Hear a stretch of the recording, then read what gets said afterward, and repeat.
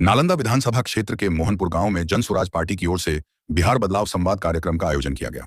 कार्यक्रम का उद्घाटन पूर्व केंद्रीय मंत्री एवं पार्टी के वरिष्ठ नेता रामचंद्र प्रसाद सिंह आरसीपी सिंह ने किया। बैठक में पार्टी संगठन को मजबूत करने और आगामी विधानसभा चुनाव की तैयारियों पर चर्चा की गई। कार्यक्रम के दौरान शराबबंदी का मुद्दा मुख्य केंद्र में रहा। वक्ताओं ने कहा कि अगर राज्य में जन स्वराज पार्टी की सरकार बनी तो वे 1 घंटे के भीतर शराबबंदी कानून को खत्म करेंगे। सभा को संबोधित करते हुए आरसीपी सिंह ने कहा कि बिहार में विकास की जगह जातिगत जनगणना और अगड़ा पिछड़ा की राजनीति पर जोर दिया जा रहा है। यहां उद्योग धंधा स्थापित करने पर कोई चर्चा नहीं करता। राबड़ी देवी के बिहार में बढ़ते अपराध संबंधी बयान पर प्रतिक्रिया देते हुए आरसीपी सिंह ने कहा कि बिहार में गृह विभाग खुद मुख्यमंत्री नीतीश कुमार के पास है। अगर अपराध की घटनाएं बढ़ रही हैं तो इसके लिए मुख्यमंत्री ही जिम्मेदार हैं। नहीं लगा है बिहार तो बता तो रहे, यहाँ चर्चा किस बात की होती है? चर्चा किस बात की होती है? कोई फैक्ट्री की चर्चा होती है? कभी अगड़ा पिछड़ा की बात होगी, कभी जातीय जनगणना की बात होगी, कभी पता नहीं क्या क्या चीज की बात होगी। और जहाँ से उद्योग धंधा लगना है, उद्योग लगने हैं, उसकी चर्चा ही नहीं करते हैं, क्योंकि उसको करने के लिए मेहनत करना पड़ेगा, जो लोग करना नहीं चाहते। अब बिहार में बढ़ते हुए अपराध को राबड़ी देवी ने नीतीश कुमार को जिम्मेवार ठहराया, इस पर क्या कहें? इसमें कोई दो मत नहीं है।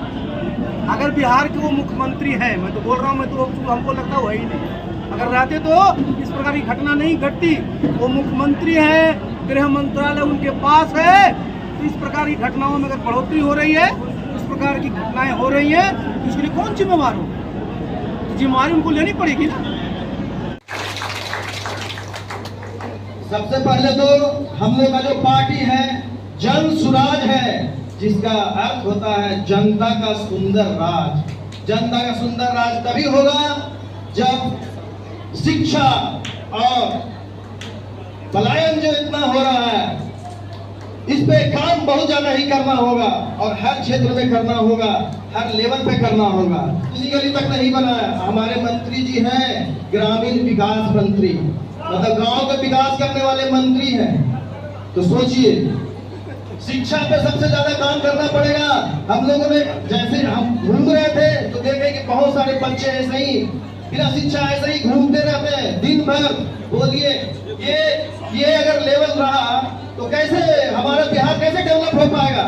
जैसे आप लोग खट रहे हैं और सही वो बच्चा भी खटते रहेगा, मतलब एक जनरेशन पार हो गया। तो सब हम लोग जैसे ही आएगा सत्ता में तो सबसे पहले शिक्षा पर काम करेंगे। शिक्षा का सबसे अच्छा उदाहरण हमारे नेता सामने बैठे हुए हैं। ये हमारे आरसीपी सिंह है, जिन्होंने छोटी सी गांव में पढ़कर, मुस्तफापुर में पढ़कर और आईएएस बन गए।